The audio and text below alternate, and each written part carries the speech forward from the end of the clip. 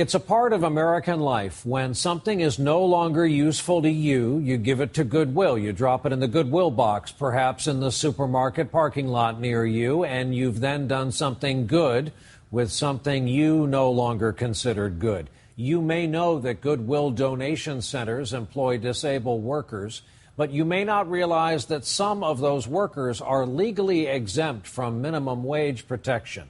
But that's only part of the story. While some Goodwill workers are making pennies, their bosses are faring a bit better. A half-dozen regional Goodwill CEOs make $400,000 a year or more. Many others make nearly that much. In 2011, the CEO of Goodwill Industries of Southern California took home $1.1 million in salary and deferred compensation. On the labor of the most vulnerable citizens that we have. How can that be fair or ethical? What's more, Goodwill grosses almost $5 billion a year. Advocates are outraged. Hey guys, welcome back to my YouTube channel. Pure Evil, the GoodWill Thrift Store files, deep dive into that, capitalism, true crime, etc. My YouTube videos related to this topic will be linked down in the description down below of this video for more if you'd like to check them out, as well as on the screen right now. So let's get started onto the topic that's at hand into this video. So most people experience Goodwill only as a place to shop, or to drop off those boxes of goodies from grandma's basement or attic. Behind the scenes, though, is a sophisticated capitalist psychopathic operation. They are a horrible place, just like the Salvation Army.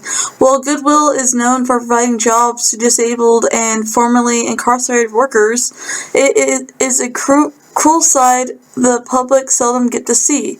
They are no different than all the other cruel capitalism industries and companies. Goodwill has rigorously opposed efforts to raise minimum wages throughout the country, claiming that this would force them to lay off employees and thereby harm the most valuable sections of low-wage workers and communities, whose executives routinely rank in six-figure incomes and whose CEO has made close to $1 million a year in recent years. Worldwide, Goodwill has grown into a $5 billion a year behemoth company. Goodwill's reputation as a charitable organization was sullied in 2013 when reports emerged that it was exploiting a loophole in a labor law to pay thousands of disabled workers pennies per hour. An article on Jazeera America article uncovered the worker's paystub, indicating that she had been paid only $3.27 for 24.88 hours of work. Utilizing a Freedom of Information Act request, NBC News determined that at 14 Goodwill locations, workers were being paid 23 cents per hour or less. Goodwill claims to be the pillar of the community. They claim to be a charitable organization and a non-profit organization. Those are all big lies, though, because if you exploit people, you're not a good organization, period, point blank.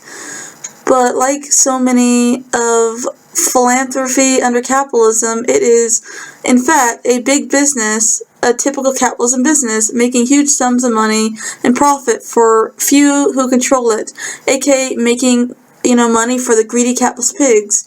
With a business model that combines low-wage labor, unsafe working conditions, tax-exempt status, and labor law loopholes that allow for the hyper-exploitation of the most vulnerable workers, capitalism puts profits over human lives, profits over animal lives, and profits over Mother Earth's lives herself.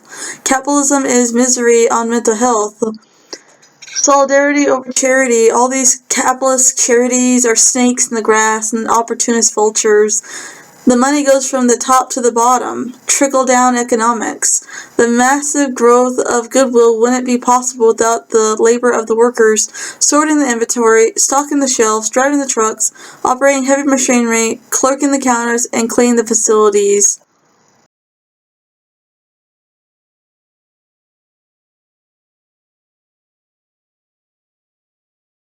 Now on to a victim of capitalism of this whole situation. At Goodwill, 26-year-old Abraham Garcia was killed when his head crushed as he checked the alignment between a heavy steel bin and a trash compactor at Goodwill store on Franklin Boulevard in South Sacramento, California.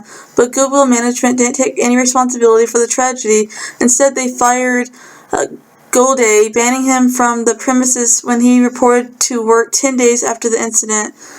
Goldie, who had been working as a waste management driver for Goodwill, warned bosses and management weeks before the accident about unsafe working conditions, specifically related to trash compactor hazards. After complaining verbally, he drafted a memo titled Employee Workplace Safety Hazard Notification. It reads in part, "Based on my personal observations, most employees now operate compactors at each plant have not received the required training.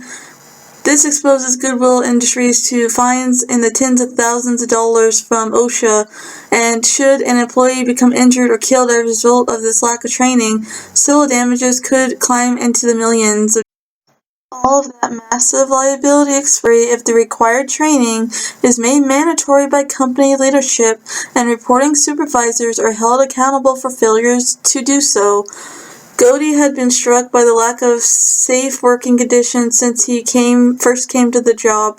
The first red flags went up when he refused to haul a trailer on public roads without functional brakes. The trailer brakes wouldn't engage when activated from the cab, so as a professional driver, I was obligated to shut it down, he said in an interview. But instead of sending a technician or mechanic, Goodwill sent another driver to take over, someone who had been on the job longer than me, someone who knew that if they drive it, you drove it or else. It became clear they didn't care about public safety, much less worker safety.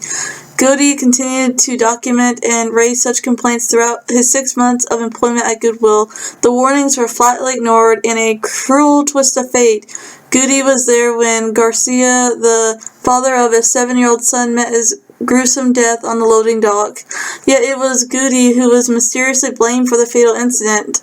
When he returned to work after time off to deal with the trauma of witnessing firsthand the death of the employee, Goodie was notified that he had been fired. After a 6-month investigation, OSHA disagreed, assigning the blame to Goodwill and imposing a over $100,000 in penalties and a fine for failure to train workers and for failing to respond to Goodie's written warnings about the dangerous working conditions. Goodie had since filed a whistleblower complaint, alleging and asserting that he was fired in retaliation for cooperating with OSHA investigation. Indeed, Goodwill's claim that this is an isolated incident and the fault of a single employee loses its credibility when you know that Garcia's death wasn't the first or the last incident in which Goodwill worker was killed by heavy machinery equipment on the job. More victims of capitalism include, on April 2008, at a Goodwill Operations Center in Tacoma, Washington, Nick Miller, a 27-year-old man who was developmentally disabled worker, was killed in a similar accident when he was crushed to death by a trash compactor lift. Goodwill was initially ordered to pay $50,000 in fines because of Miller's death, but its lawyers bargained it down to only $13,000. In 2014, a 69-year-old Chuck Lee was crushed to death by a forklift at the Lanewood, Washington Goodwill. A co-worker later told the media that training to obtain an operator's license at Goodwill lasted less than half an hour, followed by an impossible-to-fail test. Lee's death resulted in a $9,000 fine for insufficient training. Another victim of capitalism, 54-year-old Theodore Tyson, was killed in another forklift accident at a Goodwill facility in Lakeham, Maryland.